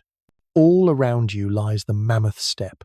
Grass is hardened by winter crunch beneath your feet. Snow lies in patches, thin in some places, deep in others, glittering with the colors of dawn. The land seems endless, rolling outward in quiet waves, dotted with shrubs that cling to survival. It feels empty at first, but then you notice movement. On the horizon, a herd of reindeer drifts like a river across the plain. Their hooves break the snow's crust with steady rhythm, their breath visible in the cold air. They move in unison, antlers rising and falling like a forest in motion. The sound is gentle, almost hypnotic. The soft thud of hooves, the low grunts of communication, the rustle of bodies pressing together for warmth. Pause here. In and out. Feel the rhythm of the herd passing through you. To your left, mammoths appear massive, slow, deliberate. Their tusks gleam pale against the morning light. They gather at the edge of a frozen river, cracking ice, with their weight-lowering trunks to drink the cold water beneath. Calves trumpet softly nudging against mothers. The herd's patience is its power. No rush, no panic, just steady presence. Closer by you see a different scene. A group of wild horses huddles their coats thick, their heads lowered to graze through snow. They paw at the ground with hooves, scraping away frost to reach hidden grasses. Their tails flick against the cold. A stallion lifts his head, ears pricked eyes, scanning the horizon. For a moment, silence holds then. He lowers his head again, reassured. Above the sky fills with wings. Ravens caw black against the rising sun. Their calls echo across the plain, sharp and insistent. Some follow the herds, clever scavengers, ready to pick at leftovers. Others simply play in the air, gliding, circling, riding currents invisible to you. The sky itself feels alive. And then from behind you another sound, the crunch of footsteps in snow. You turn and see a small band of humans. They walk with steady pace, furs wrapped around their bodies, spears in hand. Their breath curls white in the dawn. They speak little, their eyes fixed on the herds ahead. Perhaps they are hunters. Perhaps they are migrating. You cannot know. But you can feel their determination. The quiet endurance of people who have lived this rhythm for generations. Pause again. In and out. Imagine yourself among them. They stop near the river, watching mammoths from a distance. Children stay close to adults. One kneels to adjust a binding on a boot. Another checks the sharpness of a stone point. The group is patient. They have learned that life in this world belongs not to the rash, but to the steady. As the sun rises, higher light spreads across the plain. Colours sharpen grasses, glisten, snow sparkles, animals glow with golden edges. The world is still cold, but it no longer feels empty. It feels abundant, alive. A great stage carrying countless lives in fragile balance. The humans light a small fire. Smoke rises in a thin column drifting into the sky. Around it they warm their hands, share food carried in hides. The crackle of flames blends with the distant calls of herds. Even here at the edge of survival there is comfort, fire, community, story.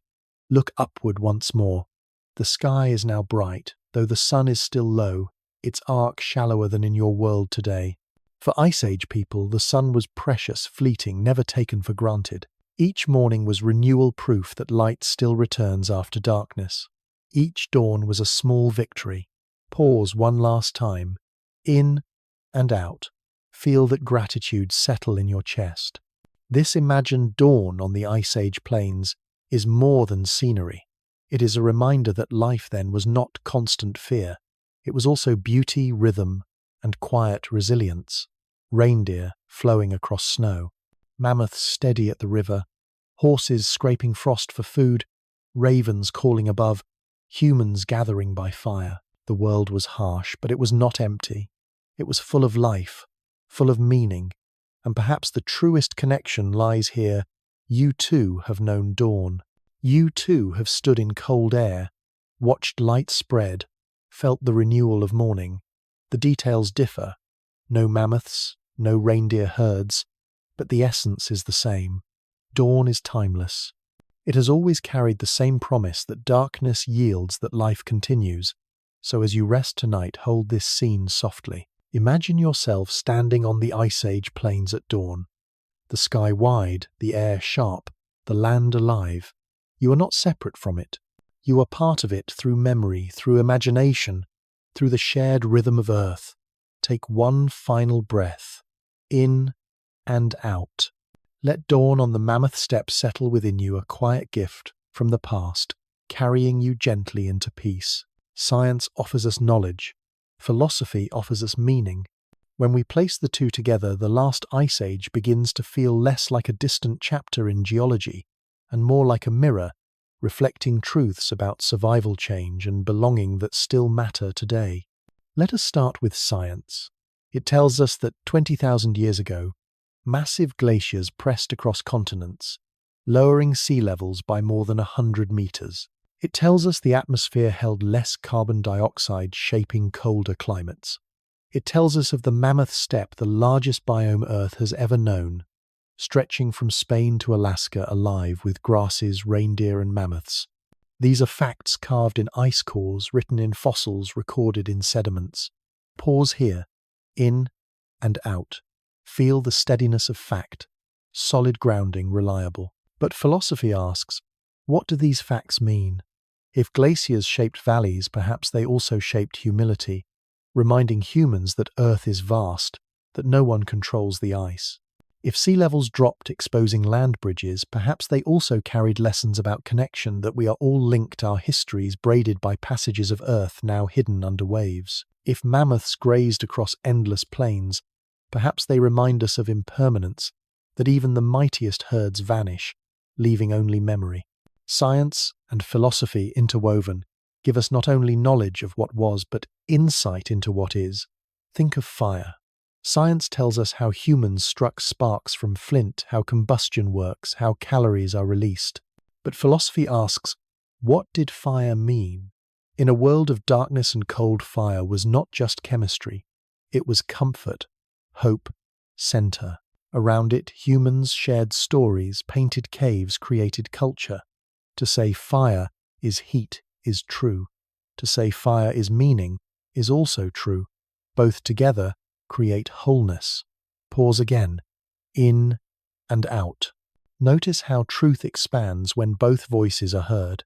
Even extinction carries dual layers. Science explains warming climates reduced grazing steppe. Human hunting pressured populations. Giant creatures disappeared. But philosophy asks, what does extinction teach us? Perhaps that dominance is fragile, that survival is never permanent. Perhaps that life transforms rather than ends, as mammoths yielded to elephants, as wolves gave rise to dogs, as humans stepped forward to carry memory. Science gives the cause. Philosophy gives the lesson. Now let us look at art. Science studies pigments on cave walls, ochre charcoal measures, dates with carbon isotopes, notes, brushstrokes, and placement. It tells us these paintings are 20,000 years old. But philosophy asks, why did they paint? Perhaps to honor animals, perhaps to teach, perhaps simply to express beauty. Science says, this is how. Philosophy asks, what does it mean? Together we glimpse something closer to truth, that humans have always sought to transform survival into story. Take another breath. In and out. Let art remind you that science measures, philosophy feels, and both are needed. Even daily life carries this weaving. Science reconstructs diets, meat from mammoths, marrow from bones, plants gathered in seasons. Philosophy asks, what was it to taste that food, to share it with family, to feel gratitude after hunger? Science explains the calories. Philosophy holds the comfort. The two are not rivals, they are companions. And what of the stars? Science tells us Ice Age people saw the same constellations we do, though slightly shifted. It tells us the light we see now left stars thousands of years ago, already shining when mammoths walked. Philosophy says to look at the stars is to feel awe, to feel connection, to remember. You are small and yet part of something immense. Both are true, both matter. Pause once more. In and out. Notice how this weaving feels less like explanation, more like music, two melodies, blending each incomplete alone, whole together. Science also gives us continuity. It tells us humans in the Ice Age are our ancestors, their DNA still flowing in ours. Philosophy reminds us this means we carry them within us, not only in cells but in spirit. Their resilience is our resilience. Their struggles echo in our instincts. Their meanings live in us, transformed but present. The Ice Age, then, is not gone. It lives in rivers carved by ice, in valleys shaped by glaciers, in species that survived in us, who tell their stories. Science shows us the traces. Philosophy tells us why they matter. Together they weave memory into meaning. As you rest tonight, imagine that weaving like a fabric. Science is the warp-strong vertical threads of evidence and measurement. Philosophy is the weft, colourful horizontal threads of reflection and wonder. Alone, each is incomplete. Together they form a cloth strong enough to hold you. The last Ice Age is part of that cloth, and so are you. Take one final breath here. In and out. Hold softly the thought you do not have to choose between knowing and meaning. You can hold both, as Earth itself has always held both. Facts and feelings, data and story science and philosophy all belong. And so the Ice Age remains not only a chapter of geology but a lesson of being. Cold, yes. Harsh, yes. But also luminous, with knowledge and meaning, interwoven like threads in one vast tapestry. We have travelled far together through glaciers and plains, through myths and art, through science and philosophy. Before we wander further, let us pause. The Ice Age itself was marked by long pauses, glaciers, advancing slowly, winters lingering long. And so, in honour of that rhythm, this moment will be one of rest. A guided relaxation, a deliberate slowing to let your body and mind settle. Wherever you are, take a moment to notice the surface beneath you. Perhaps it is a mattress, soft and steady. Perhaps a couch or a chair holding you firmly. Let yourself feel the support, the way the earth itself feels beneath those who walk upon it.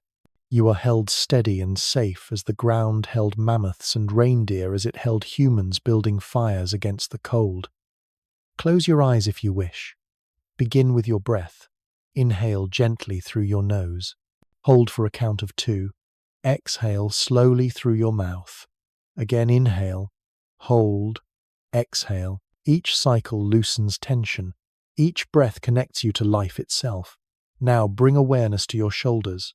Are they tight, heavy? Let them fall like snow settling softly on the plains. Imagine the weight melting away, as glaciers melted into rivers.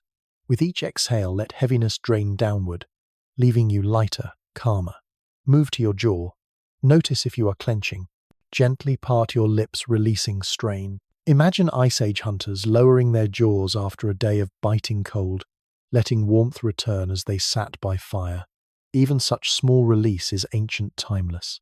Take another breath, in and out. Feel your chest expand, then contract. Think of mammoths breathing 2 slow, steady clouds rising from their trunks. You share the same rhythm. Their breath long ago, your breath now, both carried by Earth's air. Shift attention to your stomach. Place a hand there if it feels comfortable. Notice the rise and fall with each breath. Imagine yourself resting after a warm meal, just as Ice Age families did, sharing roasted meat roots, berries. Their relief in nourishment is the same as yours. The body thanks you for rest. Now your legs. Feel their weight against the surface. Imagine them sinking slightly as if roots extend into the ground. Just as grasses anchored themselves in frozen soils, your body anchors here stable, safe. You belong to this earth. Finally, your feet. Notice their contact, their stillness. Picture warmth spreading upward from them like embers glowing into flame. The warmth rises ankles, calves, thighs, chest, arms, shoulders, head. You are bathed in calm, glowing from within. Pause here, in and out. Let the warmth cradle you. Now add imagery. Picture yourself lying near a fire, in an Ice Age shelter. Furs surround you thick and soft. The air outside is cold, but here it is warm. Sparks rise into the dark, disappearing into night. Around you others sleep, their breaths steady, their bodies close. The crackle of fire is the only sound, gentle and constant. You are safe. You are part of the circle. The world outside may be vast and harsh. Wolves, prowling winds, howling ice stretching to the horizon. But here within the glow you rest. Your breath slows. Your heartbeat steadies. You surrender to the comfort of the moment. Take another breath, in and out. Imagine the crackle of flames aligning with your breath, a rhythm of warmth and release. If thoughts wander, let them. Perhaps they drift to mammoths on the steppe, or hunters under auroras, or to your own day's memories. Do not chase them. Let them move like clouds across the Ice Age sky, present passing harmless. Always returning to breath, always returning to calm. Now lengthen your exhale. Inhale to a count of 4. Hold for 2. Exhale to a count of 6. Again, inhale 1, 2, 3, 4. Hold 1, 2. Exhale 1, 2, 3, 4, 5, 6. Each cycle deepens rest. Each release softens you further. Imagine worries flowing out with every exhale. The cold winds of the Ice Age carried snow away. Your breath carries weight away. Little by little, nothing remains but stillness. And here is the truth of pauses. They are not empty. They are essential. The Ice Age paused in long winters, and life learned to wait. You too can pause now, learning to rest, to let time move without demand.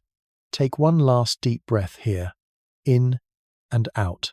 Your body is calm, your mind soft, your heart steady. You are safe, warm, held by Earth's rhythm. This pause is part of the journey just as much as glaciers or mammoths. It reminds us that rest is not absence, it is presence, quiet and complete. We have wandered through many paths. The science of glaciers and ecosystems, the myths whispered by firelight, the philosophies of impermanence and resilience, the pauses that let us breathe. Each part has been a thread, separate yet shimmering. Now let us weave them together softly, gently, into a tapestry that holds the last Ice Age, not as fragments, but as wholeness. Science is the first thread. It gives us ice cores from Greenland showing the rhythm of temperatures rising and falling. It gives us fossils of mammoths, bones of cave bears, pollen grains preserved in soil, all telling us what grew, what walked, what breathed. It shows us humans crossing land bridges, carving tools, painting walls. These are the warp threads, strong, vertical, steady, forming the structure of knowledge. Pause here. In and out. Feel the firmness of that structure beneath you. Myth is the second thread. It carries the stories of spirits moving in the aurora of mammoths, as sacred beings of caves, as gateways to another world. Later generations reimagined those bones as dragons, giants, thunderbirds. Myth is the weft, colourful horizontal weaving through science to add richness and pattern. Without it, the tapestry would be pale. With it, the picture glows. Philosophy is the rhythm of the loom. It asks, what does all of this mean? If glaciers rose and fell, perhaps they remind us that permanence is illusion. If mammoths flourished, then vanished, perhaps they teach us humility, that dominance never lasts. If humans endured and created art, perhaps they show us that meaning is possible even in fragility. Philosophy ties fact and myth into reflection, turning story into wisdom. And then comes you, the listener, the dreamer. Your breath is the shuttle that moves through the loom, carrying the threads together. Without you, the weave lies incomplete. With you, the tapestry is alive, because to imagine is to participate, to feel connection across millennia. Pause again. In and out. You are not only hearing the story, you are woven into it. What emerges from this soft synthesis is not a single answer, but a harmony. The last Ice Age was a scientific reality. Glaciers, climates, animals, people. It was also a mythical stage. Spirits, giants, sacred hunts. It was a philosophical mirror. Impermanence, humility, resilience. And it is a personal connection, breath, fire, dawn, silence, all at once. Think of the fire again. Science explains combustion, oxygen feeding flame. Myth imagines the fire as a gift from gods or ancestors. Philosophy sees it as center, community meaning. You tonight feel its warmth in memory or imagination. 4 layers, 1 truth. Think of the mammoth.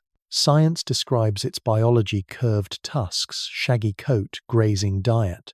Myth paints it as an underground beast dying when exposed to air, or as a spirit of abundance. Philosophy reminds us of impermanence. Even giants fall. You tonight imagine its breath rising in cold dawn. Again, 4 layers, 1 truth. The weave is not about choosing which is right. It is about holding them together, letting them enrich each other. Science without myth is dry. Myth without science is untethered. Philosophy without either is vague. Together they form wholeness. Pause once more. In and out. Feel how holding many truths at once can be soothing, not confusing. And what does this synthesis mean for us? It means that the Ice Age is not only past, it is present. Its glaciers carved our rivers. Its survivors walk among us as reindeer, wolves, dogs. Its humans are our ancestors, their DNA in our cells, their resilience in our instincts. Its myths linger in our stories, its philosophies echo in our reflections. We live in the exhale of its breath. The tapestry also carries a lesson for how we see our own age. Today we face changes, climate shifts, extinctions, uncertainties. Science gives us data. Myth offers stories. Philosophy asks meaning. Together they can help us endure, just as they helped Ice Age people. The past is not gone. It is guidance. So what was life like during the last Ice Age? The soft synthesis answers it was everything at once.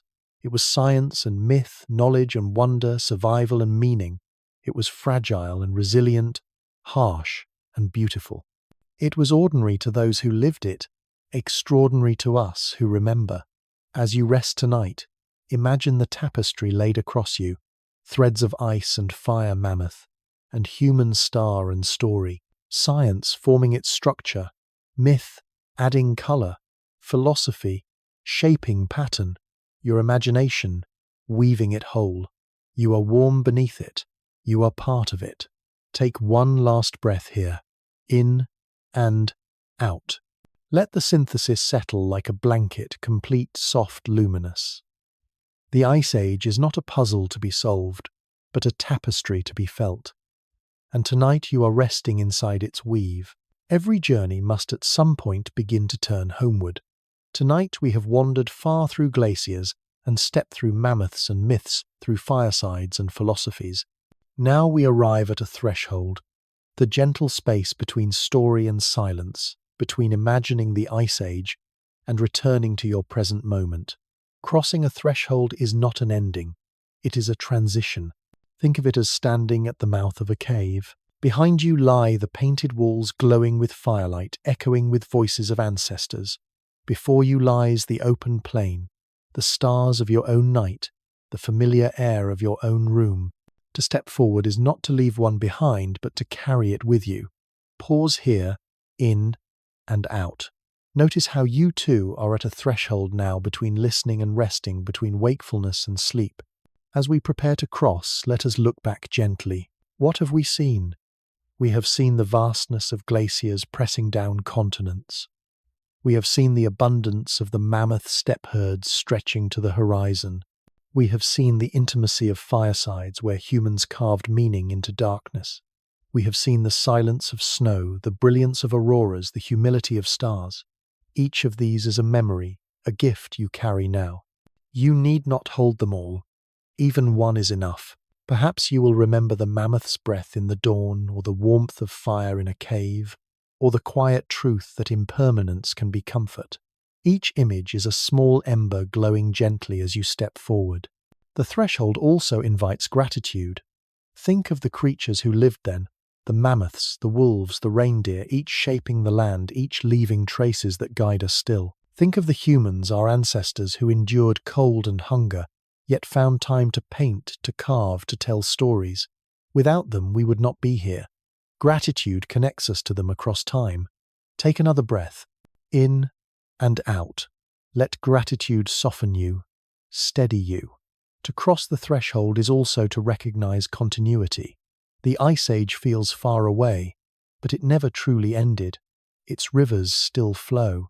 Its valleys still hold the shape of glaciers. Its survivors walk beside us.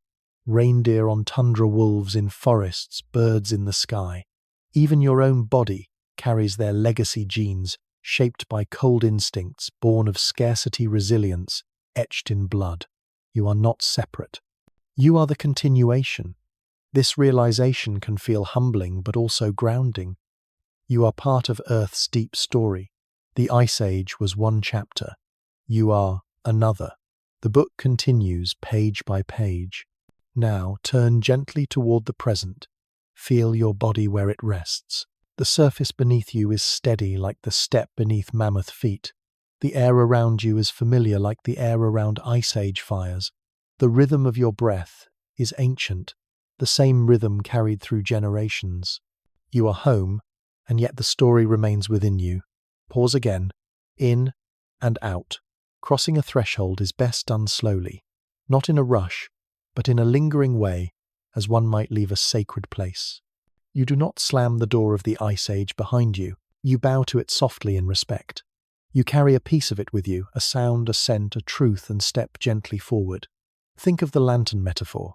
Behind you, the Ice Age glows with its own light auroras, fire, stars.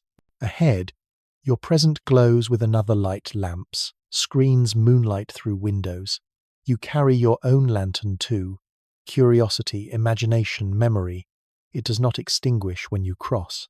It simply shifts, illuminating whichever world you face. And so, as we near the end of this part, let the threshold feel like a place of balance. 1 foot in the Ice Age, 1 foot in your own time. Both belong to you. Both enrich you. Take one final breath here. In and out. You are ready. The threshold stands open. Behind it, mammoths still walk. Fires still burn. Stars still shine on frozen plains. Ahead, your room awaits quiet and steady, ready for rest. You are free to step across, carrying story into silence, memory into dream. This is not farewell. It is preparation for closure, the gentle drawing of curtains before sleep. The Ice Age remains patient, waiting for you to return whenever you wish. For now you cross softly into your own night. At the beginning of our journey, we asked a simple yet vast question. What was life like on Earth during the last Ice Age? Now, after wandering through glaciers and firesides, through myths and metaphors, through science and silence, we return to that question once more, not to close it with a single answer, but to rest with it open and alive, like a flame that continues to glow even after the story pauses. Pause here, in and out. Feel the question settle gently in your chest. Science gave us one set of answers. Life was colder, harsher. Glaciers stretched across continents, sea levels fell, ecosystems shifted. Mammoths grazed on frozen steppes, reindeer migrated with seasons, humans hunted and gathered carved tools, painted caves. These facts are real steady, carved into bones and ice. But myth gave us another set of answers. Life was filled with spirits. Mammoths were not only prey but beings of power. The northern lights were ancestors dancing. Cave walls were not only surfaces but gateways to another world. These truths were carried not in numbers but in stories whispered in caves, painted in ochre, remembered in ritual. Philosophy added yet another layer. Life was fragile, impermanent, yet full of meaning. The Ice Age reminded humans of humility, that even giants fall, that even glaciers retreat, that every age ends. And yet it also reminded them of resilience, that meaning can be made in hardship, that fire can turn darkness into belonging, that community can turn fragility into strength. And then personal reflection brought the question close. Life was cold air in lungs, just as you have felt. Life was firelight, just as you have seen. Life was hunger eased by food, just as you have known. In these simple sensory bridges, the Ice Age is no longer distant. It lingers here in your breath, your memories, your body. So what was life like? It was all of these at once. Scientific, mythic, philosophical, personal. To reduce it to one would be to lose its richness. To hold them together is to glimpse wholeness. Take another breath, in and out. Notice how the question itself has softened, not a riddle demanding solution, but a companion inviting reflection. Perhaps this is the deepest truth. The question matters more than the answer. To ask what life was like is to open yourself to wonder, to humility, to kinship. It connects you to ancestors, to animals long gone, to landscapes still carrying traces of ice. It reminds you that life has always been fragile and beautiful, brief and enduring, ordinary and extraordinary. And maybe you feel it now. The Ice Age is not gone. Its rivers still flow, its valleys still hold glacial scars, its survivors still walk among us. Even its humans live on in us, in you. To ask about them is to ask about yourself. What does it mean to live, to endure, to create meaning in the face of impermanence? The Ice Age is simply one mirror for that timeless question. Pause again. In and out. Let the thought ease you. When you wake tomorrow, you may see the world differently. A bird on a branch may remind you of its ice age ancestors. A snowfall may remind you of glaciers. A fire in a fireplace may echo those ancient flames. Even silence may feel like continuity, not emptiness. This is the gift of the central question. It transforms the ordinary into connection. So we return not with closure, but with openness. Life during the last ice age was many things. Cold and harsh, yes, but also warm with fire, bright with stars, alive with herds, resonant with story. It was not only survival, it was also meaning, and perhaps that is enough. To know that even in the hardest conditions humans made beauty, to know that even in impermanence life thrived, to know that we too belong to that same earth, still breathing, still unfolding. Take one last deep breath, in and out. Hold the question softly. What was life like during the last ice age? Let it remain open, a gentle echo, a lantern in the dark. The story pauses here, but the question continues, ready to walk with you into dream, into tomorrow, into every moment. You wonder what it means to be alive. As our journey through the last ice age begins to quiet, there is one more step to take, not into glaciers or myths, but into reflection.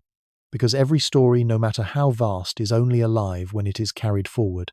And carrying it forward is something you can do gently in your own way. Take a breath, in and out. Let the rhythm steady you. Think back to the images that linger most strongly. Was it the mammoths moving through dawn, breath rising in clouds? Was it the glow of firelight on cave walls, shadows dancing with painted bison and horses? Was it the silence of snow at night or the green shimmer of auroras overhead? Whatever. It was hold it for a moment. This image is your connection, your personal thread in the tapestry of the Ice Age. Reflection is simple. It is not about memorizing facts, but about noticing what resonates. For some, the science matters most, the way glaciers carved valleys and shaped continents. For others, the myth matters, the way ancestors saw spirits in animals and lights in the sky. For others still, it is the philosophy, the reminder of impermanence, resilience, community.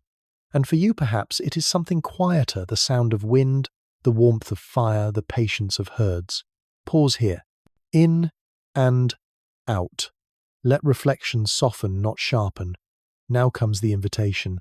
If this journey has given you calm or sparked wonder, or simply kept you company in the stillness of night, you might consider leaving a trace, a like, a subscription, perhaps a comment sharing which moment felt most vivid to you.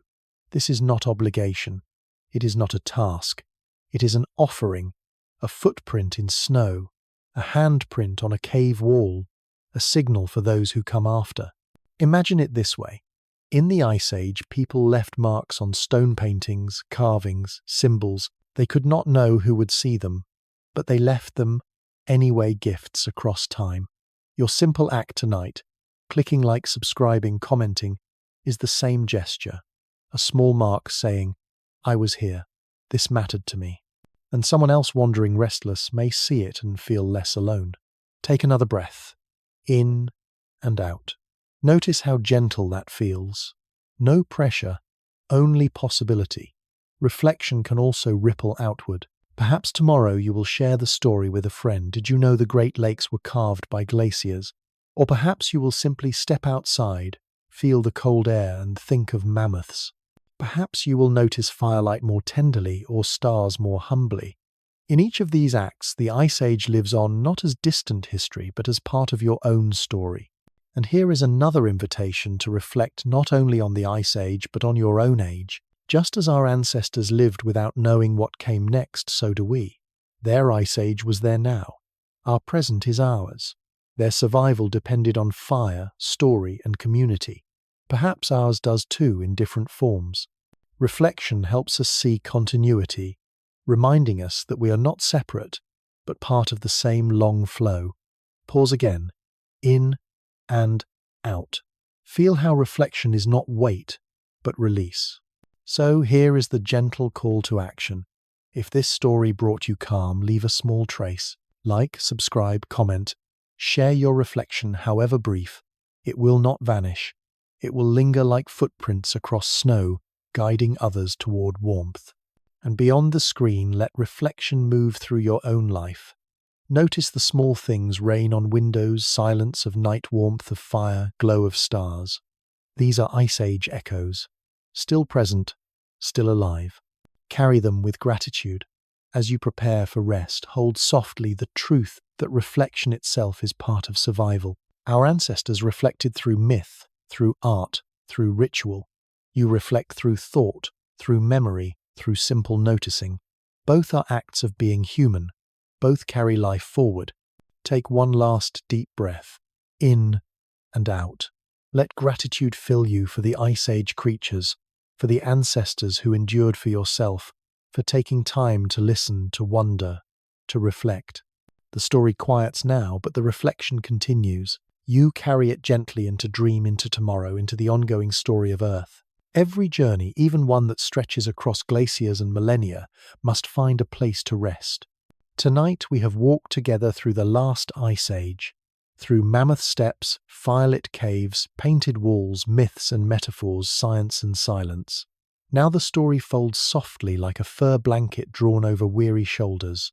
But endings in this series are never truly endings. They are thresholds, quiet invitations to wonder where the next path might lead. Pause here, in and out. Feel yourself on that threshold, half in the Ice Age, half in your own present. When the Ice Age ended, the Earth changed. Glaciers retreated, rivers swelled, forests spread northward. Species vanished. Mammoths, saber-toothed cats, giant sloths. Others endured, adapting to warmer climates. And humans stepped forward, carrying fire, art and memory into a new world. The end of the Ice Age was not only an ending, it was a beginning. And so the gentle teaser for our next journey lies here. What came after? Imagine standing at the edge of melting ice 12,000 years ago. The ground beneath you, once pressed flat by glaciers, now softens into grass.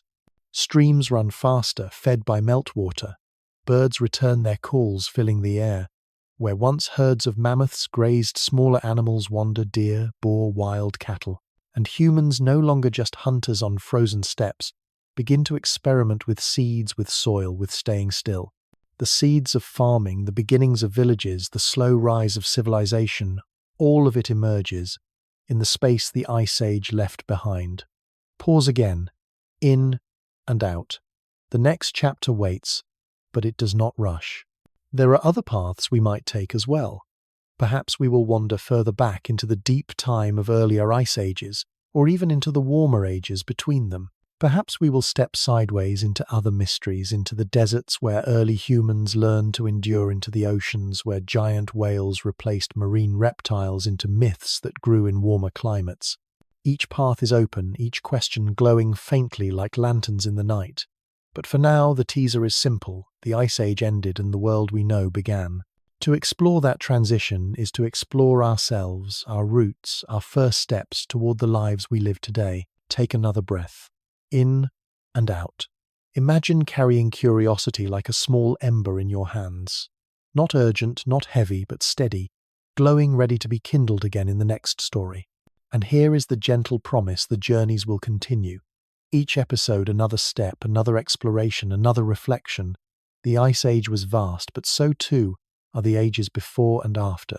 The story of Earth is endless, and together we will wander softly through it, always slow, always calm, always curious. For tonight, though, your journey ends not in glaciers or herds, but in rest. The Ice Age grows quiet, fading into dream. The next chapter waits patiently, ready when you are. You need not hold it tightly. It will be here just as surely as dawn returns after night, just as surely as fire sparks after darkness. Take one last deep breath, in and out.